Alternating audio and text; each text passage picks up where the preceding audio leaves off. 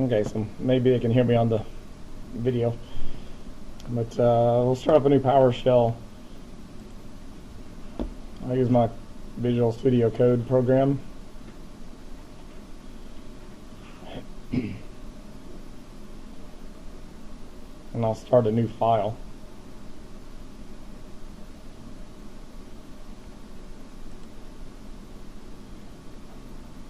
So create a new file and we'll save it.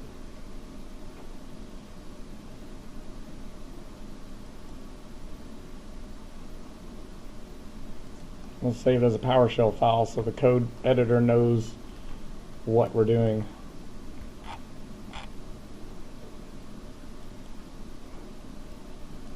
We'll name it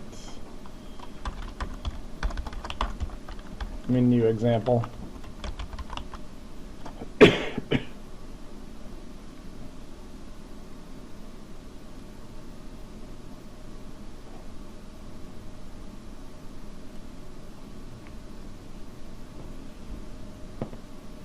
So it automatically puts the PS1 extension on there. And now the Code Studio knows that the stuff we're typing should be highlighted and checked for PowerShell.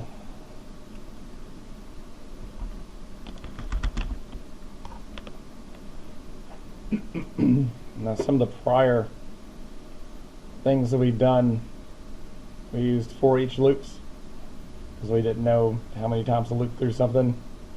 And we used if statements to compare. Does this equal to that? If it does, do something. If not, do something else. So if statements are really good for stuff like that. Now, sometimes you can test, like, is this green?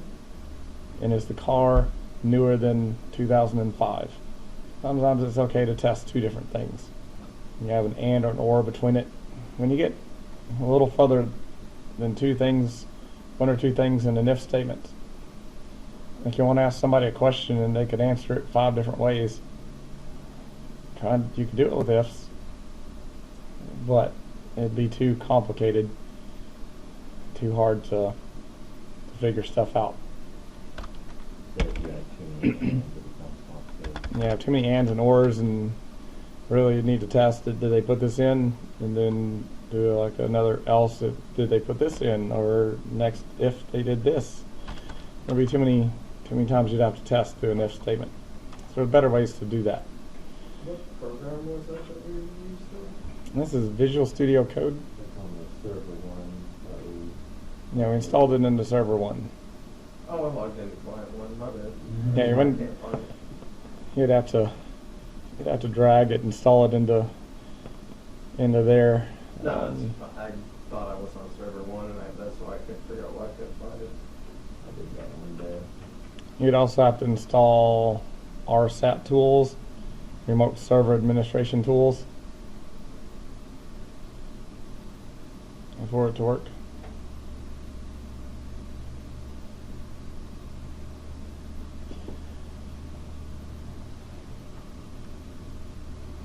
So we're going to do a clear host. It always makes the output look better if you start the program with clearing the screen first when you run it.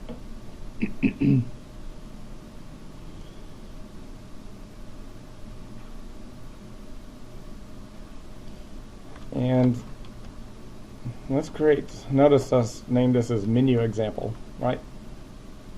So I'm going to write a menu.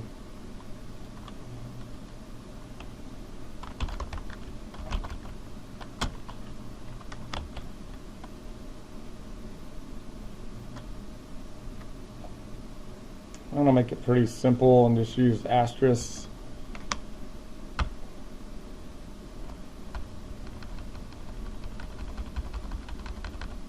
I probably should have counted and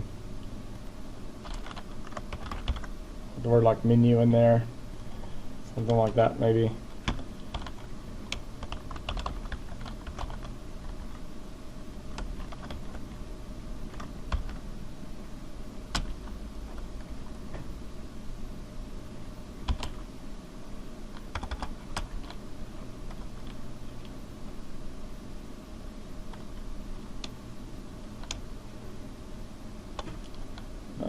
what do we want to ask them?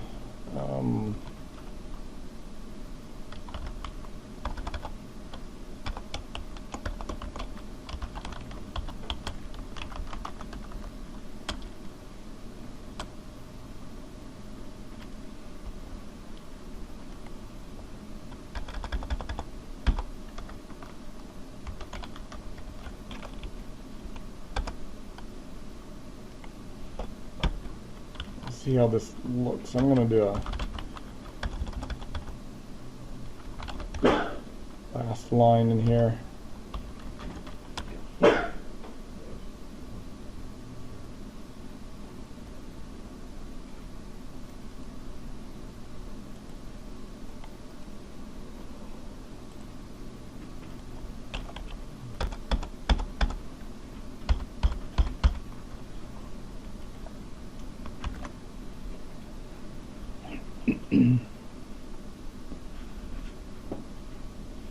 Menu does not look centered. Maybe that's...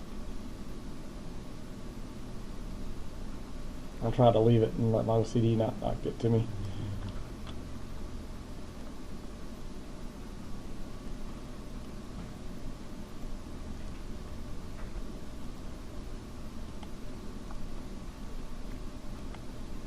I'll create another value.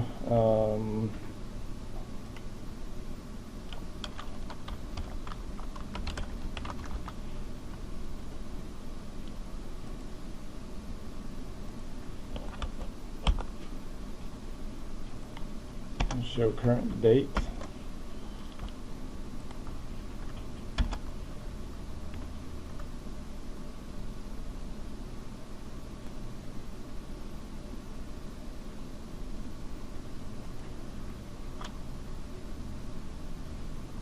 What else do we want to do?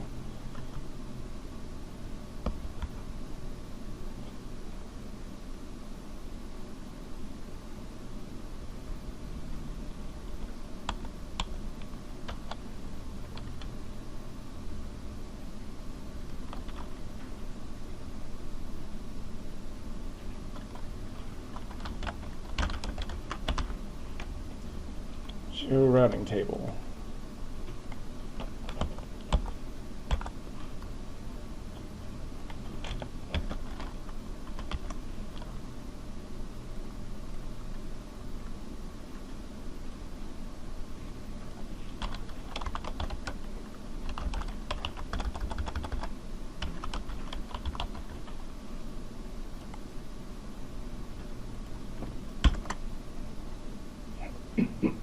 So we'll do something like that.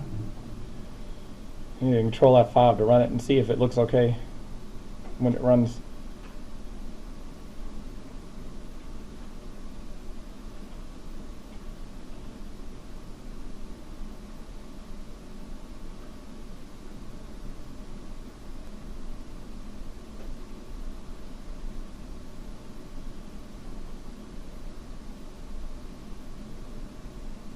It'll look pretty cool. And of course, right now, we just get the prompt back. We can't, it's not asking us a question, enter anything. You know, we hit enter, just echoes one to the screen or whatever. So now we need to ask a question.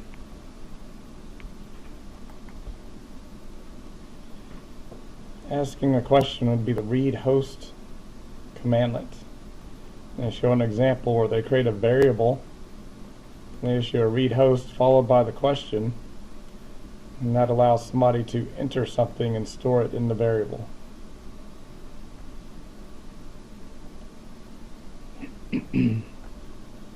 Let's see if we can do that. $,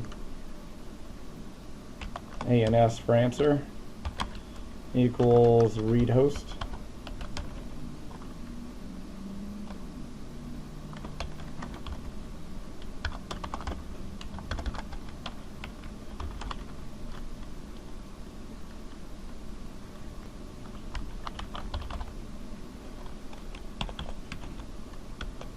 Enter selection.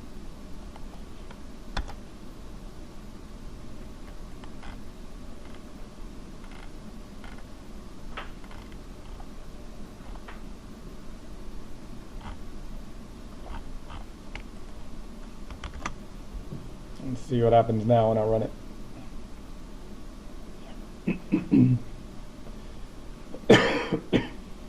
So I'll run it right now, and it pops up, and what does it do?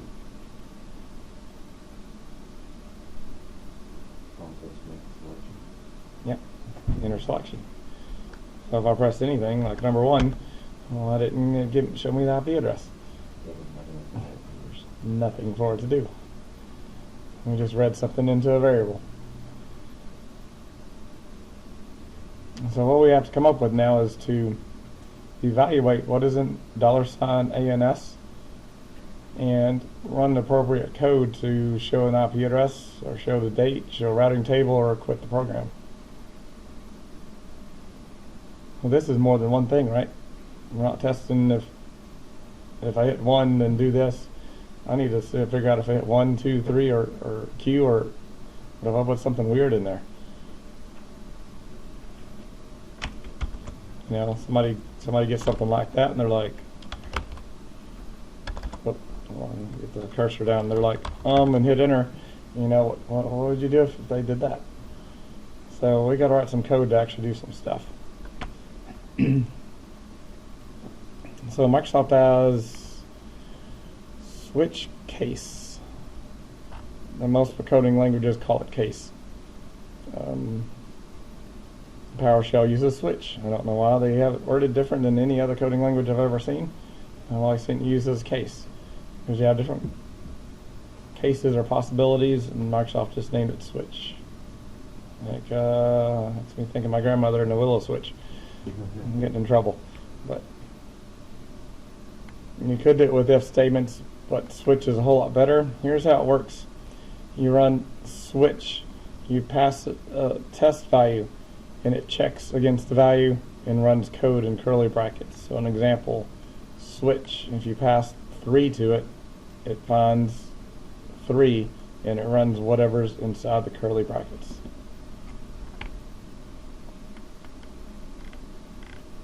And we also have a default. Default, what do you do if they put in something weird? I have to scroll down and find that, but I know all cases have evaluate, and then they always have a default. And that way you don't fail. Let's go ahead and just create a switch.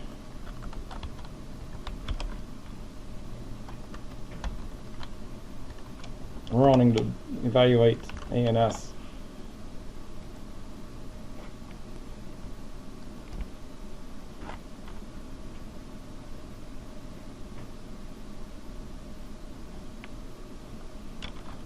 I'll hit enter. It's going to have an opening. Oh. Opening and close curly bracket.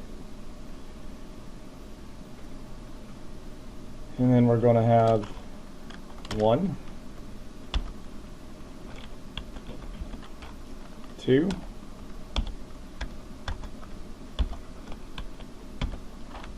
3, Q,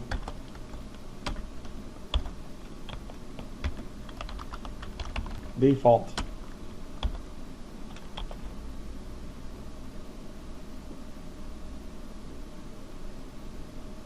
I actually hit switch and pushed enter. It actually gave us like the whole formula for it. It's very nice to do it.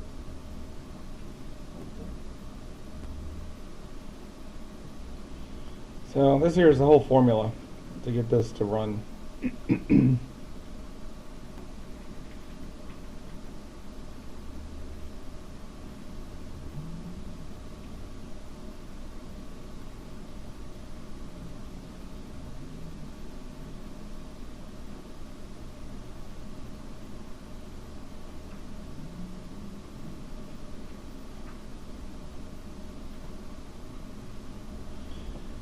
So now we got this done inside these curly brackets. We can write the code.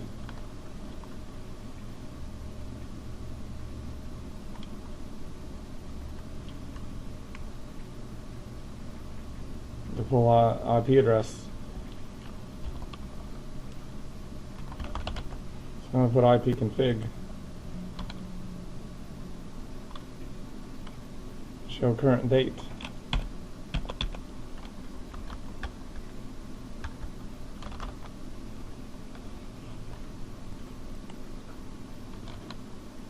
Show routing table.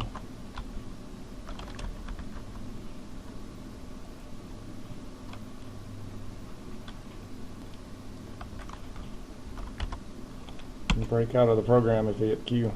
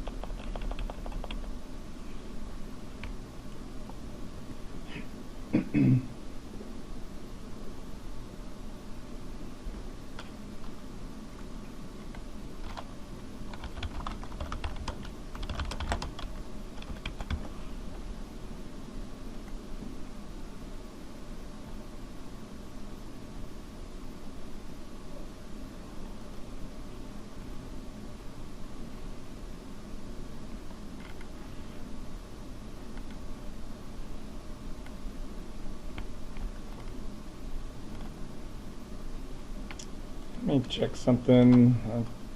I just googled how to show an IP address. No, you have ipconfig. It shows you IP information, but there's also a PowerShell version of it. I'm getting that IP address and see what that looks like. Oh, that's a lot of info.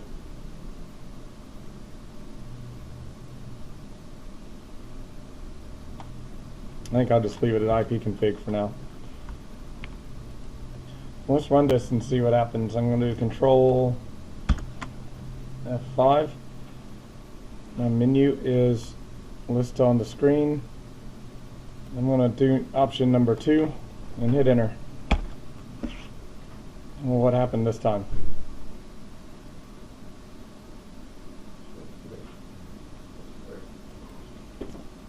So it shows the date. Cool.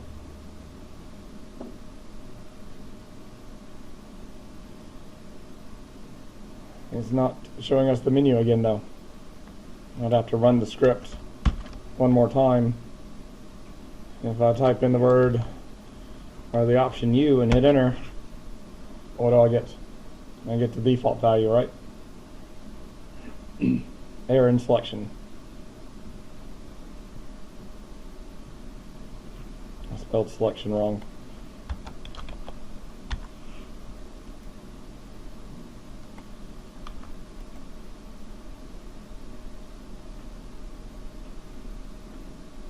There we go. That's better.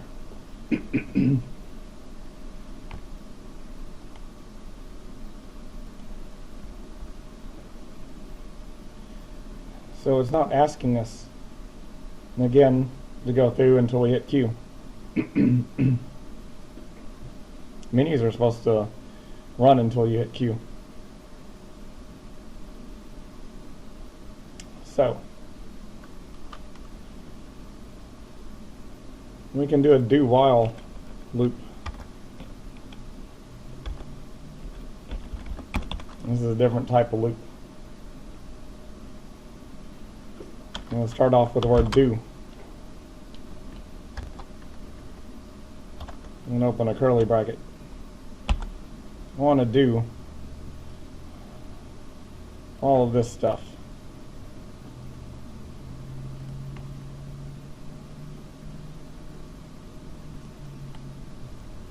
Actually, for now,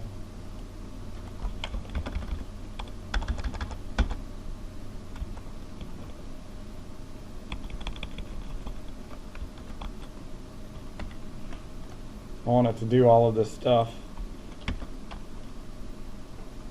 Come down here. close my curly bracket, but then put a while statement.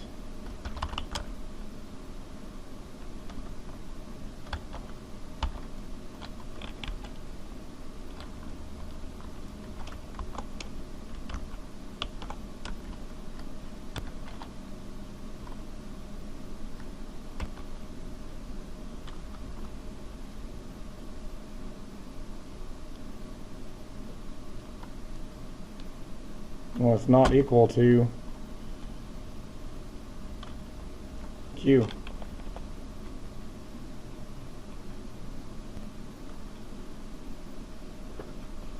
I'm going to run into a problem though. It's going to show us the IP address. It's going to hit this, and it's going to come up here, run it again, clear the host, and show the menu screen. I'm going to have to put a pause after each one of these.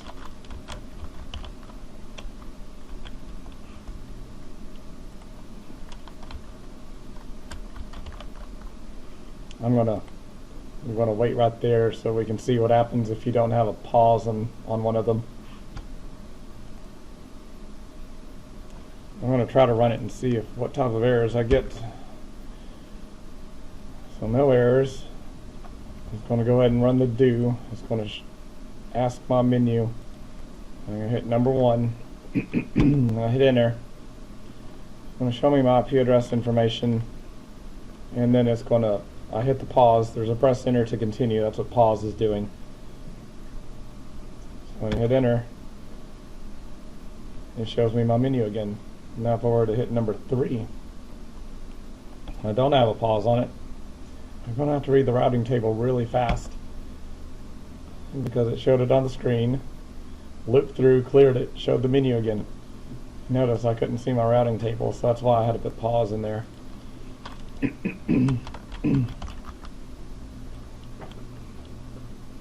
You also need to pause in the default too.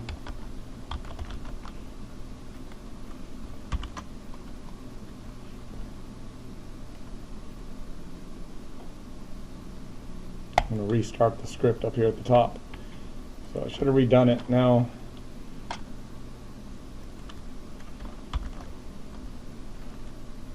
Maybe that's something's going on.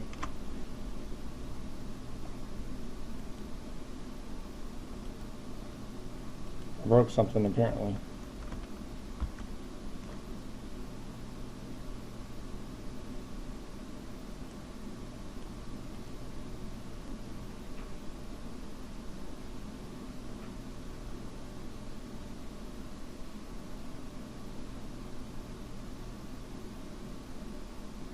Why did it all of a sudden stop working?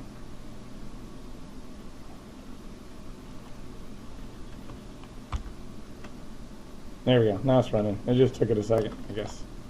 So now if I do number 3, it shows me the routing table. I can view it. And then I can hit enter. And it refreshes the screen. If I type something weird,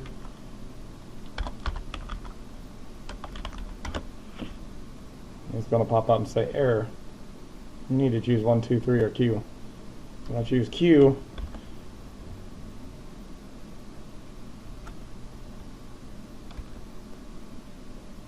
I choose Q twice for some reason.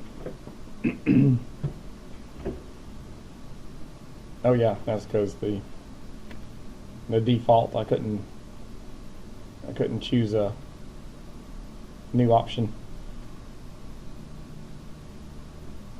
I had to wait for it to run through again.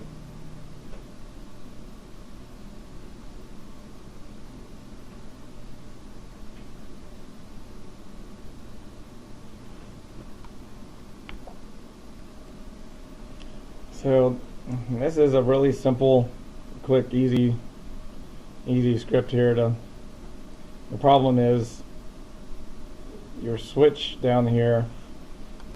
These are really small commands.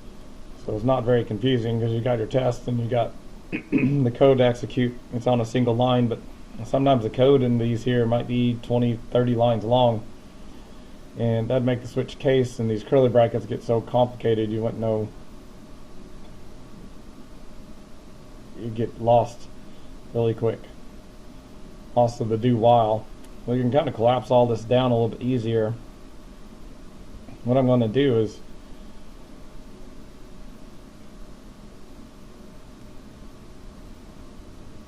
I'm going to take this code right here.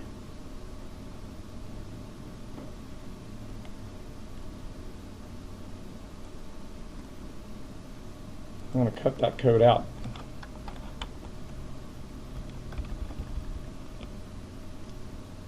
And I'm going to test to see if I need this at the top or at the bottom. I'm going to create a function.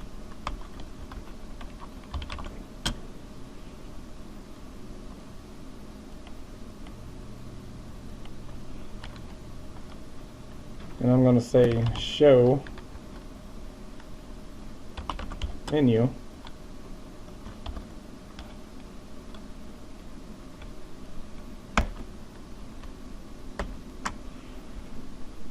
I'm going to paste all that code in there.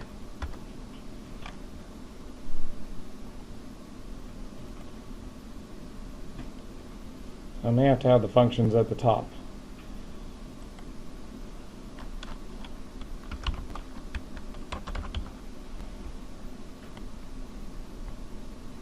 I'm going to name it show menu 1 in case we expand stuff out.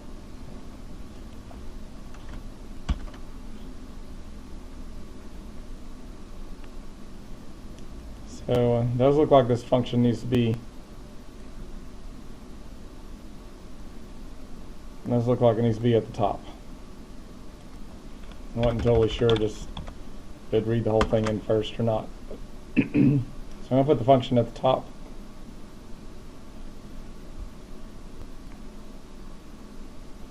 That shrinks the size of my do while quite a bit.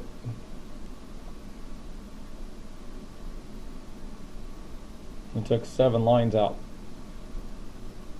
Replaced it with a single line.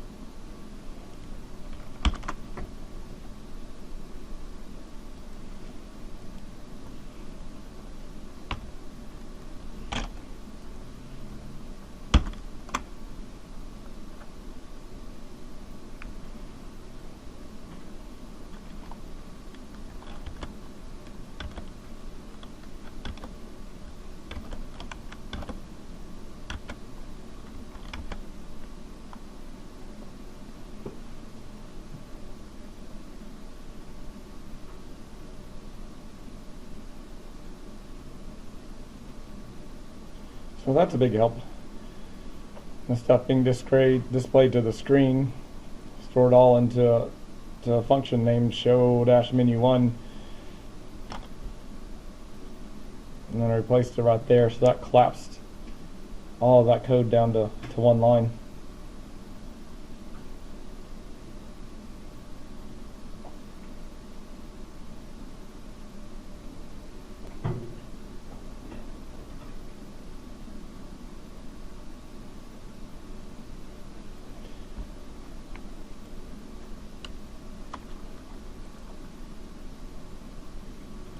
I'm going to run just some straight PowerShell down here.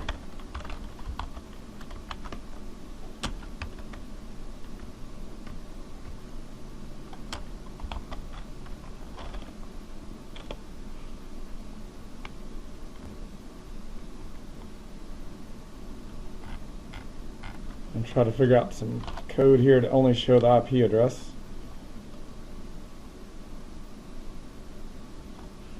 Only the IP version 4 address.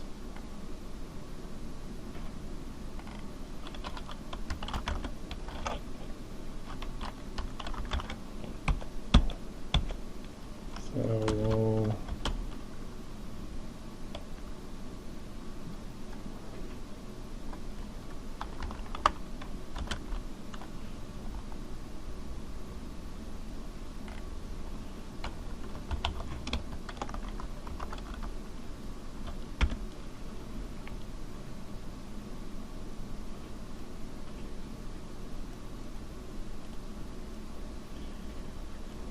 So that line out there shows only just the IP addresses. Probably a little bit better than the IP config command.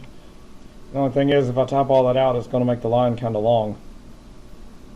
And you can have these commands that can even get bigger and bigger. Like I said, you may have like 20 something.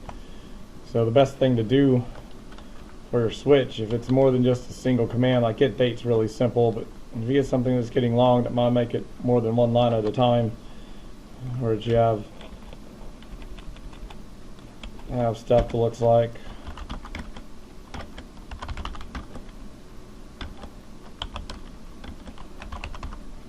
that for number one. It gets too confusing because this gets all separated and it's hard to tell stuff. So instead of having something that might be more than one line of code, create a function for it just like we did with the menu.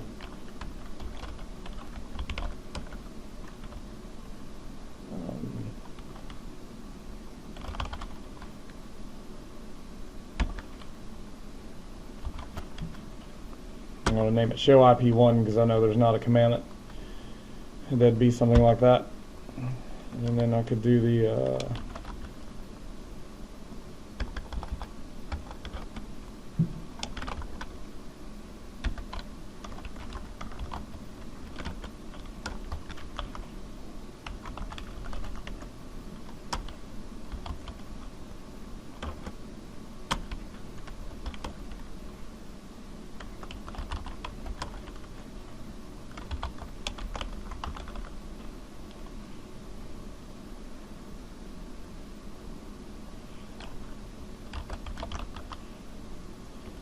I bet I can even put the pause in there.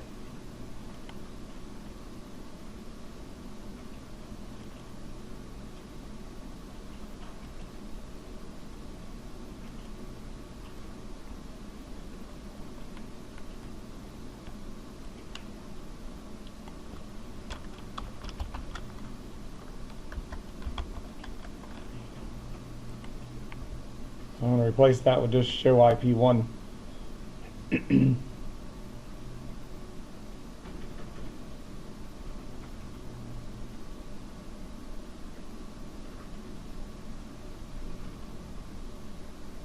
Line 13, address line is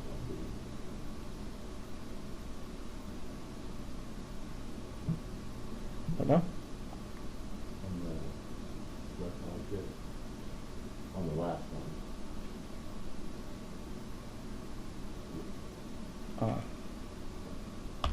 Yep.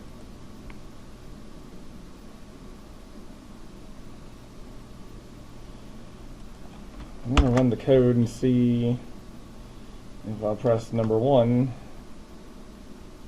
press enter.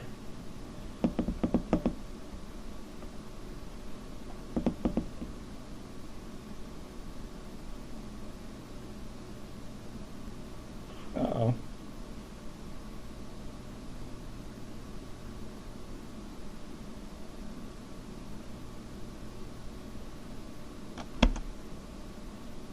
That didn't work.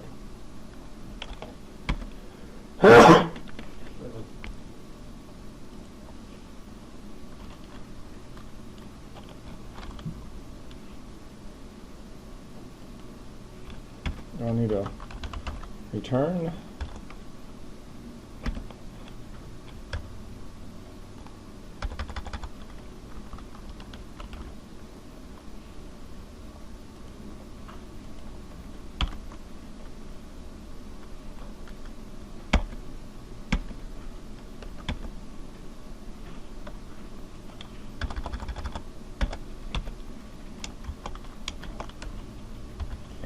I'm going to put it into variable and tell it to write host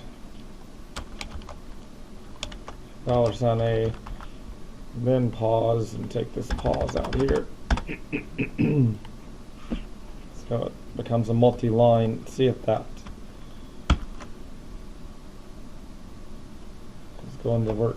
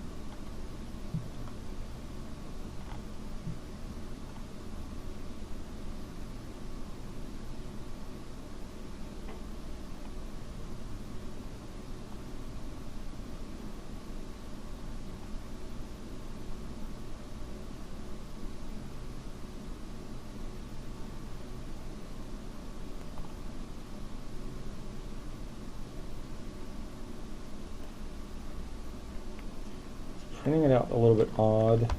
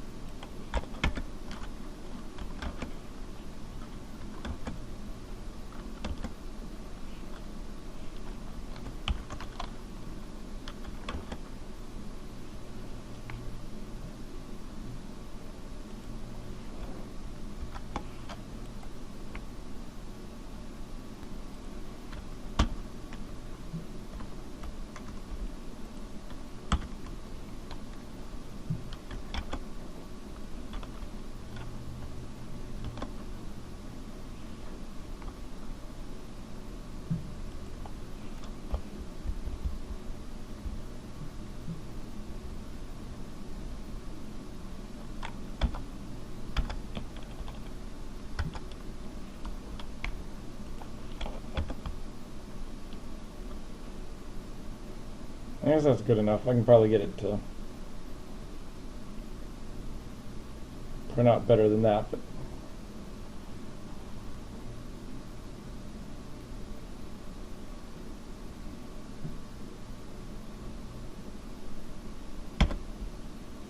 Does your number 2 work now? yes, my number 2 works. It's probably because I was trying something when you were trying to do that.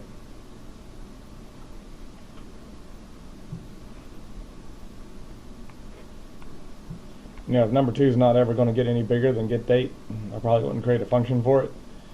But if there's anything that gets kind of extra long or becomes multi-line, it's best in a switch case to keep it collapsed so everything can fit on one line. Just create a function if it's going to be multi-line for your switch.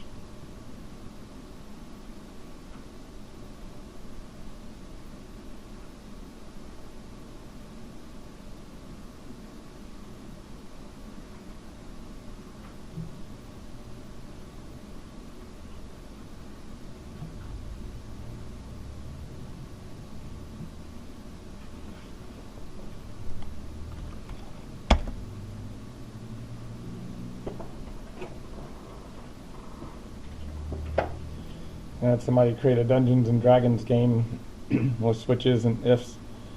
And you'd walk into a room and you'd be presented with a menu. You made your selection if you're going to go through another door or look around what's in there, or you had different menu options. So they did a command line Dungeons and Dragons game with a whole bunch of different menus and functions to go from room to room. I thought, yep, that's pretty good. If you can get that type of logic, then you can carry that on into system administration. Now, menus like this are probably not that common. Most scripts are just automated and they don't have user interaction. This right here requires user interaction to run. So writing a menu script is not something very common. But you might have something that automates where that you use a switch right here, and you may be evaluating versions of Windows on your network. You might want to check, you know, and display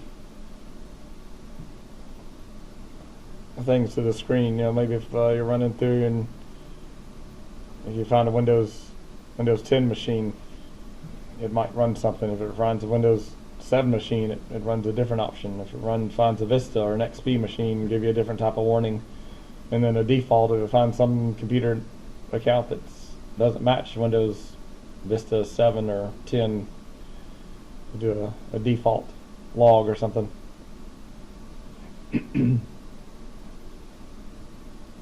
So different things that you might need to use switch for. If you got to evaluate for, say, more than one thing, it's probably easier to use switch than a if-else statement.